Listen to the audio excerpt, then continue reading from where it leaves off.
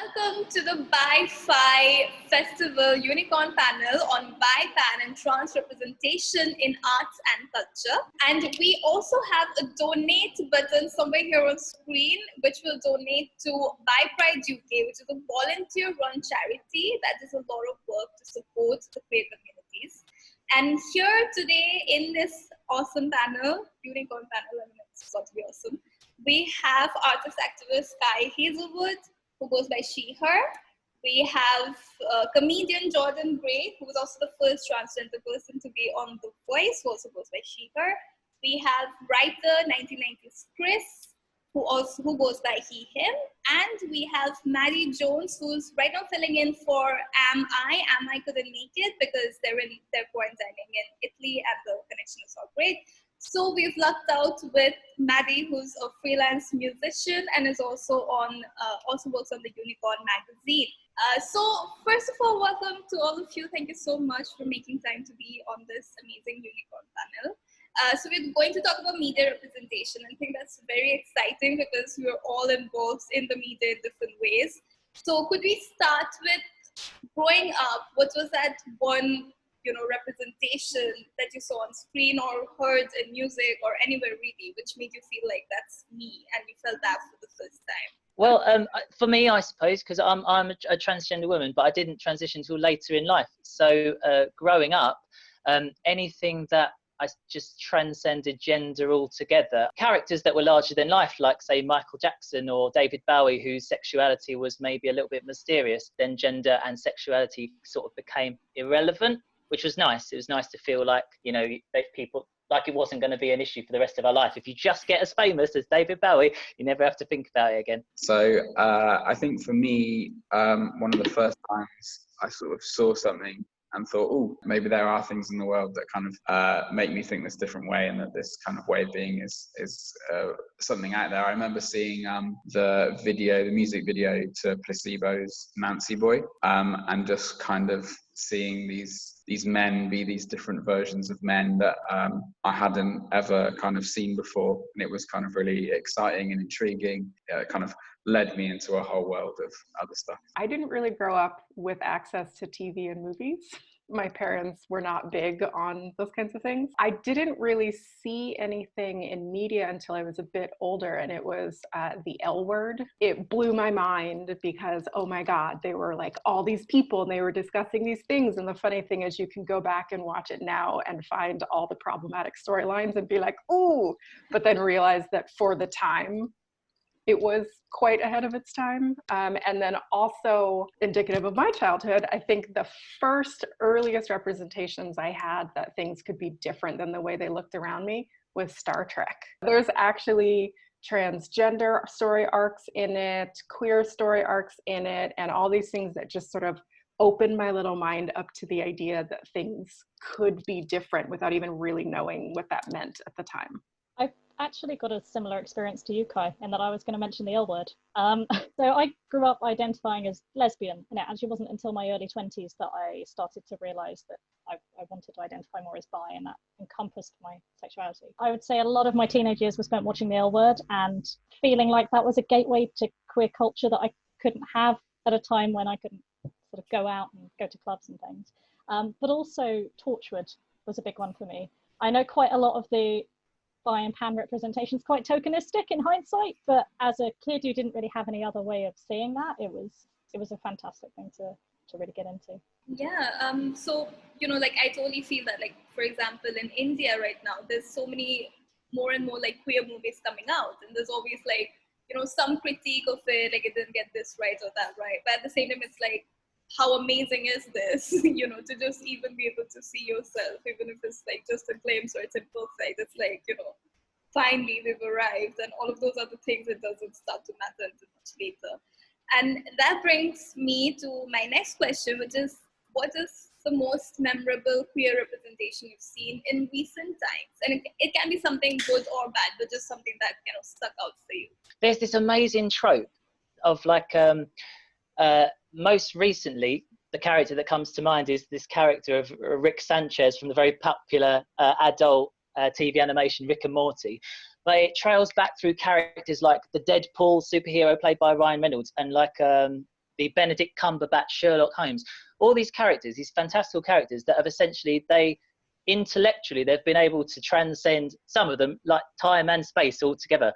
And they are all, not explicitly, but they are all described within the show as pansexual characters, even if it's just circumstantial. It's so usualized that it's hardly mentioned unless, like, there's no story arcs about it, but it's just circumstantially they happen to be pansexual.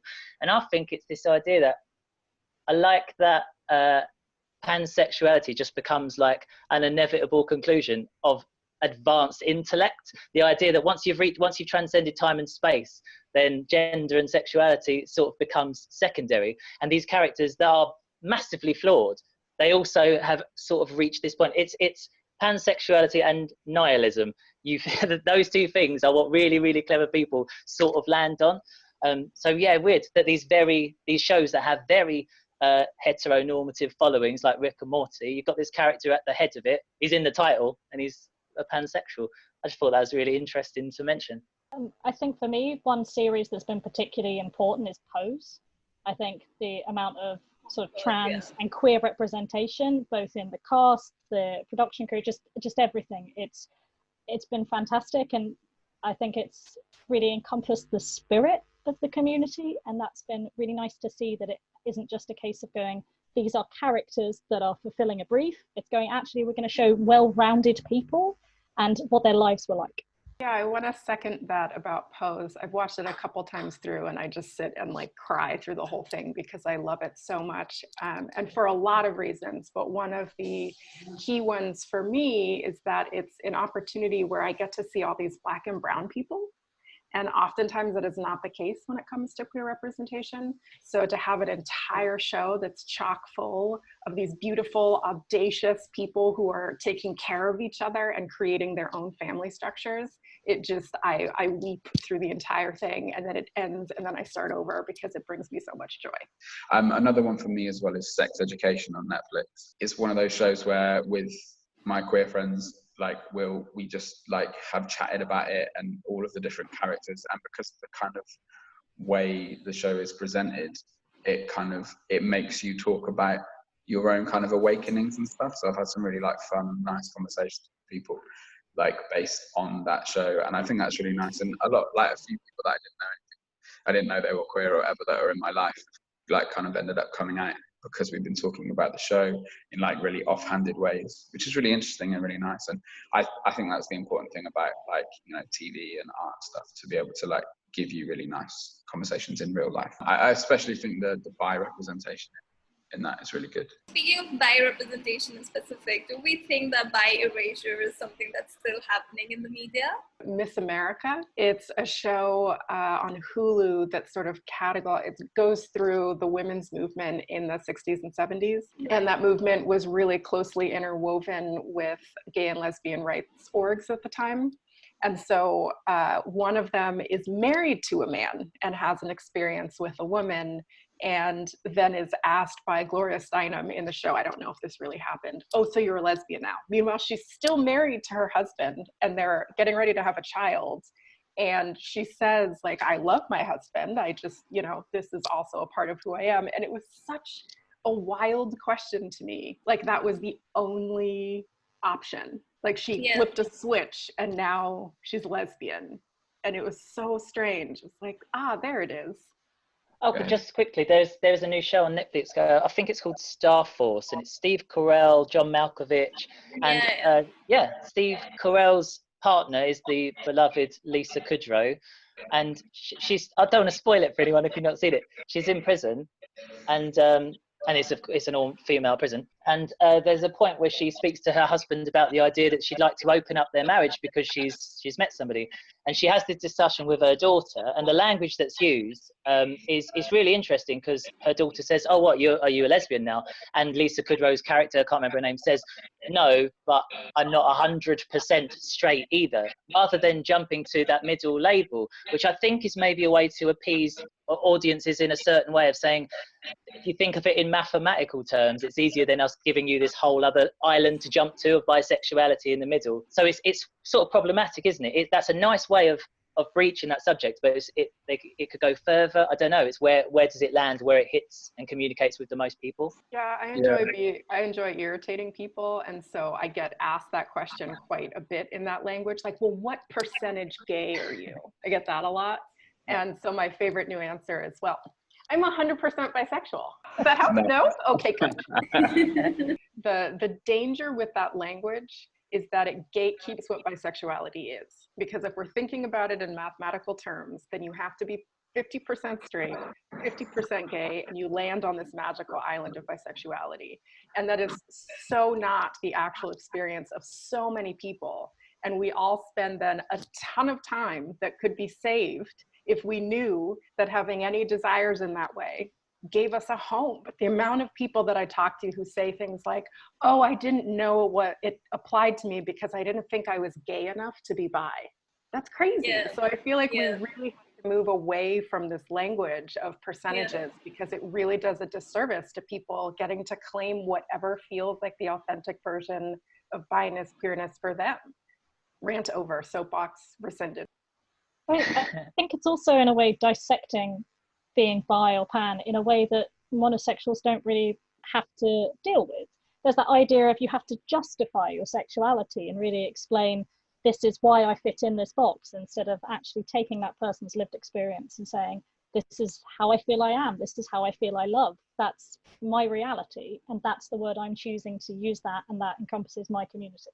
Yeah, and I've been asked like so many times, it's been, oh my God, it's almost like harassment where they tell you to like choose one gender, and I'm sitting there having a conversation with someone for 15 minutes just saying like, I cannot pick one, you know? Yeah, I was just talking about first dates and how, those women telling those men that they were bisexual was just really interesting because the reaction, like this is like, that was the kind of the first bisexual representation I think I've seen on TV on a dating show, like in that format sort of thing. So I was quite interested to see how it would be handled. And it was very interesting because both the men had like different like reactions, but they were one of the tropes around what people think. They were like, oh, so like one guy was just like, oh, so it was a bit of a phase then. Yeah, he was so keen for it to be a phase, and you could kind of see that he didn't know how to handle it, so he was just hoping it wasn't much of a thing. And that was just really interesting to see that. And then the other guy was very much like, well, that's hot sort of thing. So it's just like one or the other. You know, I guess I get caught in my bubble sometimes that I talk to people that are sound and know about this stuff. So when you see it on TV and the kind of average kind of guy's reaction to that, it's like so incomprehensible to them that there could be this person that just actually is what they consider in between. Yeah, I think with women it's also the fact that it's like our sexuality is just not taken seriously enough, you know. So yeah, no, like it's just seen as like fluff, like not something real, you know. It's just like a fun fact about me, you know, you can have a threesome. That's literally what they think coming out as bi is. Generally speaking, what I find really interesting is when you have sitcoms and things, people will be assumed to be straight unless proven otherwise, and if they're otherwise, they're very firmly placed in this monosexual bracket. There's very rarely any nuanced discussion about whether people could be dating someone of one gender and also be attracted to people of other genders. It tends to be quite pigeonholed, and I think it can be quite difficult because it means that then opening that conversation with people in real life is you don't really have a reference point a lot of the time that isn't in some way derogatory, or as you've said, like you can have a threesome or you sleep with everybody because you like more than one gender. I just remembered, has anyone seen Brooklyn Nine-Nine? There's a fantastic representation in that. That just popped into my head. What's her name? Rosa Diaz. So she's fairly sure she's got like a male partner throughout most of it, but the conversation still comes up while she's dating somebody else. That's a really interesting thing as well. I think Chris was touching on it with like the tropes of, one of the big tropes of bisexuality, of course, is an inherent promiscuity. And I think that's just people doing the math in their head of thinking, man plus woman, that's more than two people, that's three people. Yeah, I love Brooklyn Nine-Nine. It is a great and very fun show. And I love that they included this queer arc because there's no reason in the design or frame of the show that calls for it, but the actor that plays Rosa Diaz is bi. And so I feel like she had this wonderful opportunity to do that. My only complaint is that when she defines what bisexuality means to her, it is the sort of attracted to men and women model, which is a model that I work really hard to remind people is not actually inherently in the bi term. We acknowledge attraction to genders that are similar to mine and different than mine. It's much more inclusive than that. So I was like, oh, so close, so close. I mean, it's, like now that you say it, I realize it's problematic in the same way. But in Crazy Ex-Girlfriend, when that character, I don't remember his name, but it's like he starts to like, he realizes that he also likes men. And I was like, oh my God, they're gonna make this like, oh, he's gay now, or like, oh, he's realized he's gay, like I thought that's where it would go. And then they have a whole song about the fact that he's into men and women and he's bisexual. But of course, we still have a long way to go. What does everyone here think about how are we doing on trans representation? I mean, I wouldn't say great, but you can tell me why. In infotainment, like people trying to get the idea of what transgenderism is across in these short videos. And you'll have a overtly homosexual or homophobic or transphobic character that just declares it really obviously and explicitly, and people don't talk like that in real life. So they just become this strange little straw man that we can all say, look how silly they are. But the fact that no one just get out of here, you freak. People don't really talk like that. Transphobia tends to be a lot more implicit, and you see that, and it kind of devalues the struggle a little bit. We're trying to say to the audience, look, this is what you shouldn't do, but they're like, we don't do that. Nobody talks like that. So just a push to not demonize and create these strange straw men would be a nice push in the right direction. I think following on from that, though, it's an interesting discussion to have, how you represent microaggressions on screen in a way that isn't just reinforcing what the people watching it and maybe do these things, because they won't necessarily get the nuance without it being quite so over the top. Overt, yeah. I think with stuff like this, I just think, and particularly with the issue of trans representation and like representation generally, you just need more, you need more creators with a platform that are you need more trans creators that are writing stuff, making stuff, and that's the way that things get better. I think it's I don't know if we're going to wait for a straight middle class white man to write some good trans representation like that.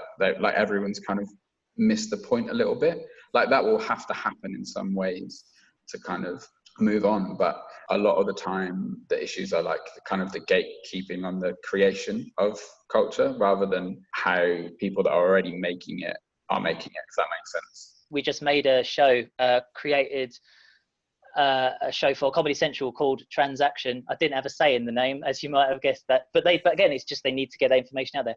What was really lovely about the Comedy Central, you say talking about these gatekeepers, yes, it was predominantly white, cisgender, heterosexual people around. It was nice that they handed that over and said, we're not going to argue with what the transgender experience is. And what I would always say back is, well, this is my experience about how one person's ego is tied to their transgenderism, because we get held up a lot. When we're around, it's what people talk about. It's, we sort of are put on a bit of a pedestal. And it's interesting we were trying to show in the show, which I recommend people watch, Transaction on social media. Oddly, the fact that it was created by me and a group of heteronormative white people, it meant that we were able to hold on to the form and the tropes that people that viewing that platform recognized, but the story was very authentically transgender.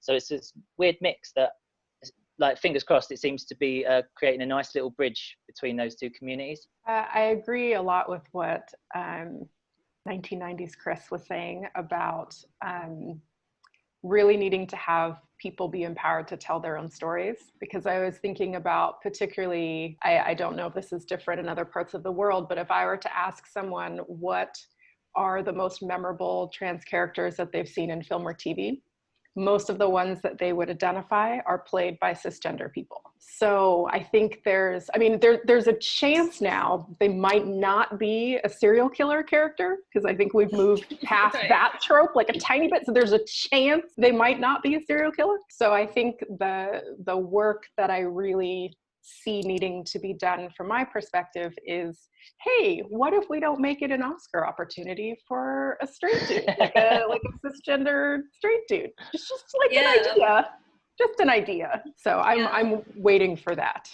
But yeah, like, okay, so there's this, one Indian show, it's called Sacred Games, it's on Netflix, and it's quite good. But they had a transgender character, which they had, a trans woman, and they had a cis woman playing it, which was different, but still not ideal.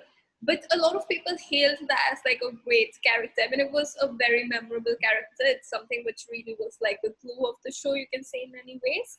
But in the end, what happens? She kills herself. Why? Because like her partner saw her naked. And it's like, why? Like, why must everything be so tragic always? Yeah. A part of you wants to be like, oh yeah, at least maybe a little bit step, like it's not a comedy trope anymore. But at the same time, it's still like so problematic. What you're gonna do? And which brings me to intersectionality. We've talked about sexual orientation, we've talked about gender, we've talked a little bit about different kinds of identities, for like race, for example. But there's such a way to go. I feel like now we've started seeing some queer characters, but they're still gonna be like from particular class, they're still gonna be white, they're usually gonna be male. And that's still like, something that we're seeing. So what are your thoughts on intersectionality? Have you seen like some amazing examples of it? Or do you have some ideas in mind which you would like to see but we haven't? I am thirsty AF, as the kids say, for more intersectionality in queer characters. I love me a cisgender white gay.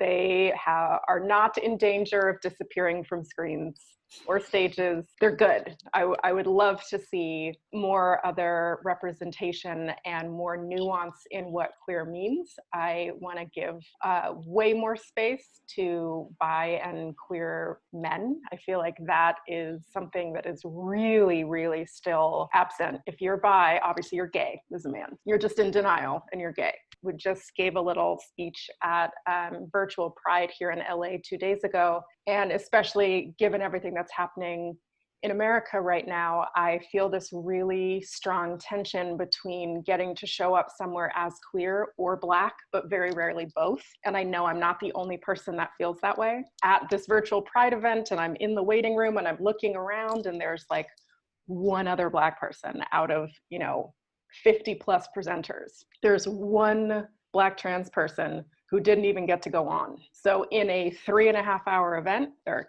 2 Black presenters, me and one other person. Almost everyone in this event wanted to say something about Black Lives Matter, but to watch white person after white person after white person after white person after white person make their heartfelt statements and quote MLK in a way that makes me gag, it just felt really disappointing and also not at all representative of the part of the queer community that I live in or that I want to see out in the world. And I feel like there's a lot more work in that way to be done. And I think part of it involves giving people the space to make things that you might not like. I feel like because we're so used to looking at queer media through a specific lens, that when someone makes something that doesn't fit into that, it's torn apart in a way that is really destructive. And to me, it seems as if it's because you're wanting an apple and someone gave you a delicious pineapple and you were like, but you failed at being the Granny Smith apple that I wanted, and therefore you failed. And anyway, I'm off on another tangent. I have a lot of feelings about this. Intersectionality, yeah. Yes, there's a lot of work to do. So I find that, as Kai was saying, that there's quite a lot of limited representation of queer men, especially bi men, that don't fit that kind of white affluent kind of that ideal. And it's really interesting when I put work out and I share stuff about being bisexual in a kind of working class context, it's met quite often with this kind of weird reaction that I find quite strange, which is that it's really brave of me to do it. I'm really putting myself out there, and I'm like, and to me, it doesn't really feel like that. It just feels very matter of fact. That's just my life, that I'm just talking about it. That's just, you know, almost like I make a lot of work that's not the point of it, but my sexuality is there, my class background is there, because that's the context in which I see the whole world. So it just like, if I'm writing about work, if I'm writing about other things, then it's still there. And it's strange that people have this reaction, which is very much that like I'm doing something really risky. I'm like risking something massively by doing it. And I do think it is because like representations of bisexuality and often race and like lots of things are basically like that the kind of the point that bit of the identity is in the piece of work is because that's the narrative arc, like that's the point of it. Like we need that bit about their identity because that's the story. Whereas, you know, me being bi and a man being working class, that's not like just my story, you know, like it's interesting like how, you know, people just kind of boil it down to that. And it's because it's much easier for people to kind of digest it, because actually life is really complicated and people have lots of different things about them.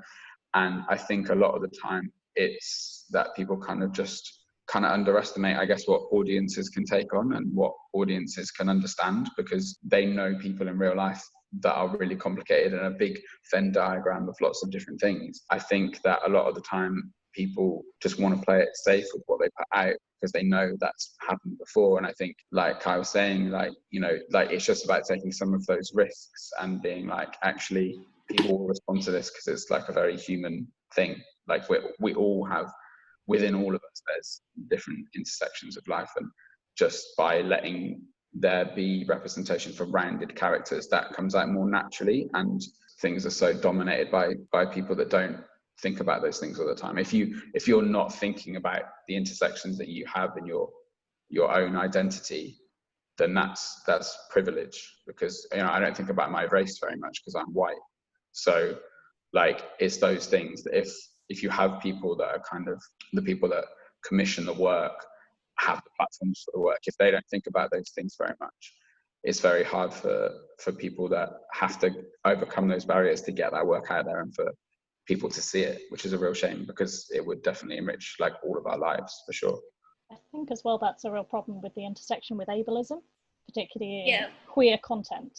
I mean, it's obviously there are already issues with accessibility in queer spaces and making sure that websites and things are as accessible as possible, but there isn't very much representation at all in media content of visually impaired or audio impaired or wheelchair users, people with invisible illnesses.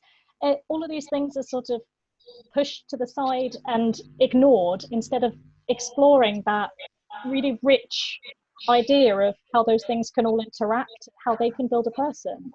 Yeah, I can tell you, so I'm the artistic director of a group called Good Troublemakers here in LA, and our mission is sort of at the intersection of queerness, POC, and disabled folks, and how we all work together. And especially given that we're a movement-based collaborative, many of us come from dance backgrounds. It's shocking to me how far behind we are at embracing accessibility in the arts, particularly in dance. I had the opportunity to bring Alice Shepherd, who's one of the leading disabled dance artists in the world right now, to LA to give workshops. And I'm pretty well plugged into the dance scene here in LA. And I think 9 people came to her workshop. It was also donation only, and Alice was donating her time to do this. And it blew my mind that if I had brought in a white cisgender abled artist, I would have had 30 people in the class. But people were so scared to be in a space where they might not be centered that they didn't come, despite the fact that she is, you know, known throughout the world and in dance, probably the best known disabled artist at this moment. And I talked to someone in our collaborative who went, and she said, I'll tell you, I had a moment of like, oh, I think this might be uncomfortable. I don't want to do anything wrong, but you know what? I'm going to show up and go. And I feel like that's the piece that's missing in the way we're approaching a lot of these things is if you're not used to not being the center of the conversation, it can be very uncomfortable to allow yourself to be on the side. But if you don't do that, our lives are flatter and more boring and less diverse and less interesting and less challenging. So like, how do we empower people to have the incredible experience of not being the center of the conversation? And some of us experience that all the time because it's just our lived experience and we're very comfortable with it. But it blew my mind that, you know, all these artists who consider themselves allies and so progressive couldn't turn out for a workshop by this incredible artist because, oh my God, maybe they shouldn't go, and like maybe it's not for them, and like, ugh. So yes, Maddie, I agree with you.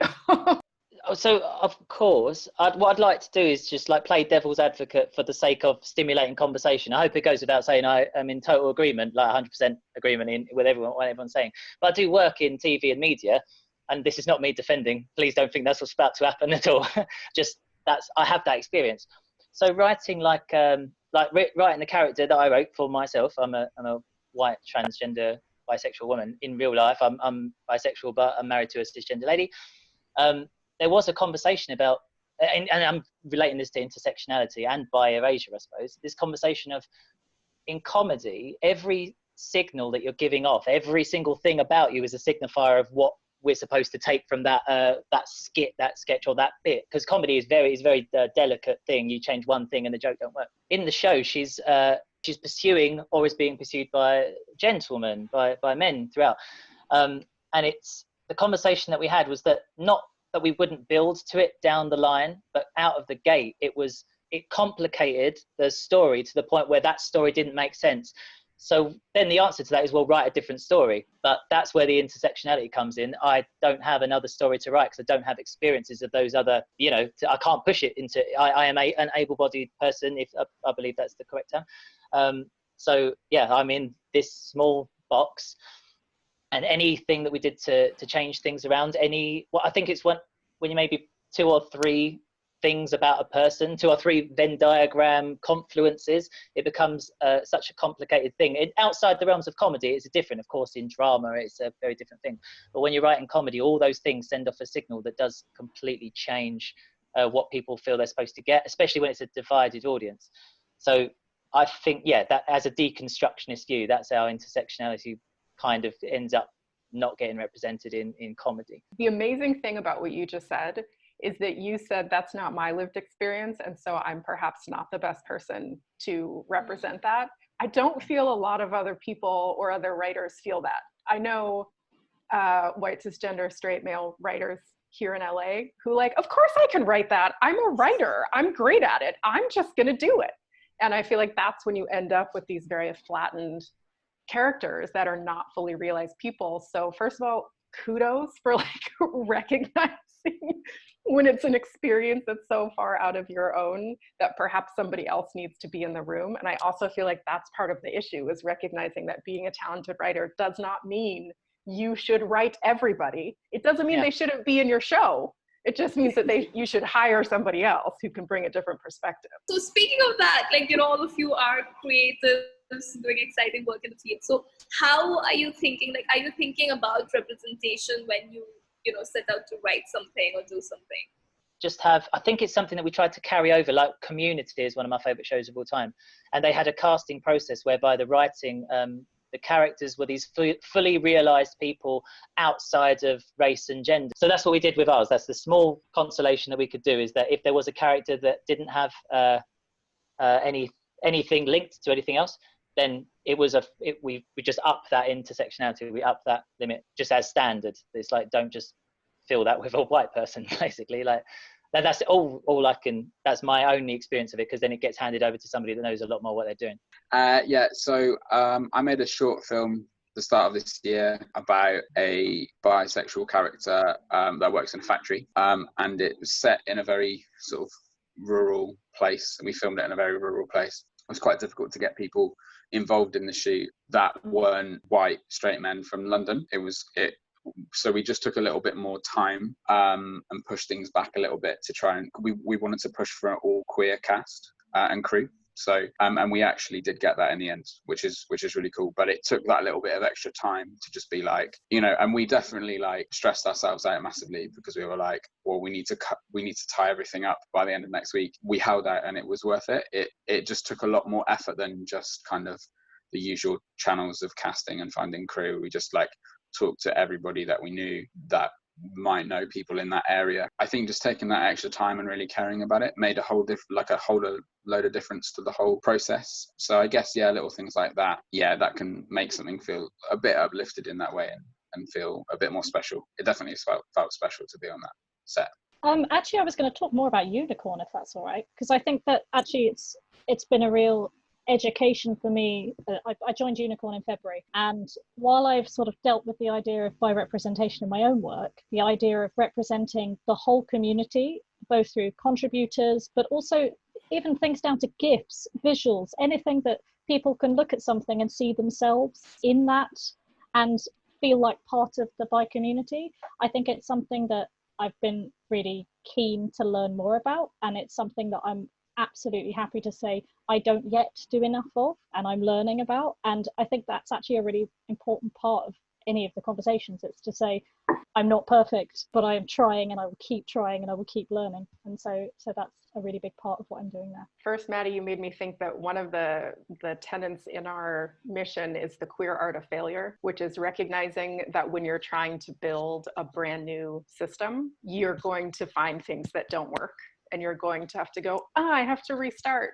And I found it really helpful for me to embrace that from the start, so that then when I do fail at something, it's like, cool, we're doing the thing we set out to do, instead of like, oh God, I got it wrong. So that's definitely part of the way we work. And for me, first of all, I'm, came up hardcore in the ballet world. So representation was certainly not something that anybody was thinking of. And for me personally, it became abundantly clear very early that it also wasn't something that I needed to think about, because the second I set foot on stage was a political statement just by being a Black person in ballet, especially at that time.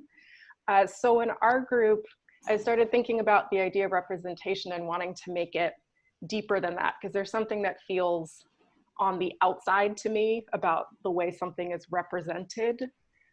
So a lot of our work is actually behind the scenes, and it's in things like we often work in models like this. Our membership has to be either majority or at minimum 50-50 BIPOC folks. So if we find 4 white artists that we want to work with, awesome, they can work with us, but none of them can join our group until we have a corresponding number of people of color that can join the group, to make sure that internally we're upholding the values that we want to have in the world. In terms of how we recruit people is along those same lines, because I feel like the trouble people run into is they use the same channels they've always used. Chris was talking about this, the same channels you've always used, but want to find different people. It's not going to work. You have to have a different recruiting strategy from the start. So I'm actually constantly recruiting people all the time, and those people may not even know it. And it can be as simple as I collect artists that I love on Instagram, and when I have things coming up, I reach out to those artists, and I usually already have a bench of a ton of POC queer artists that I want to work with, because I've been collecting them forever. And so I feel like often the challenge is that people want to get representation in the final stage of something, and that's not how it works. It has to be embedded in every step of your process and your organization or your project, or it's not going to happen in that last step. And the number of times I hear people say things like, well, I just can't find anyone. There just isn't a talented fill in the blank person. And it's like, no, that's not true at all. You just don't know them. And if you are recruiting for something, it is your job to make sure that you know them. And if you don't, there's a piece of your job that still needs to be done. We do a lot of that in our work at Troublemaker, top to bottom. Yeah, that is a massively helpful tip, because I personally have heard that so much, like, for example, like at open mics in Cardiff, when I and some of my other peers of like POC people doing spoken word, like we brought it up as an issue that there was always like the representation was just underwhelming, and it was always oh, but there aren't, like, everyone's welcome to come but they're not coming, or things like that. And this is my bit that I do for representation, is like every pride or pride related stuff, I make sure to dress super Indian, because it's like I'm very queer and I'm very Indian. We can exist together because I exist, right? Thank you so much. Thank you all of you for your lovely, lovely insights. I really feel like you know, we've had conversations that we don't see elsewhere. And that's amazing that we have the platform to do that right now.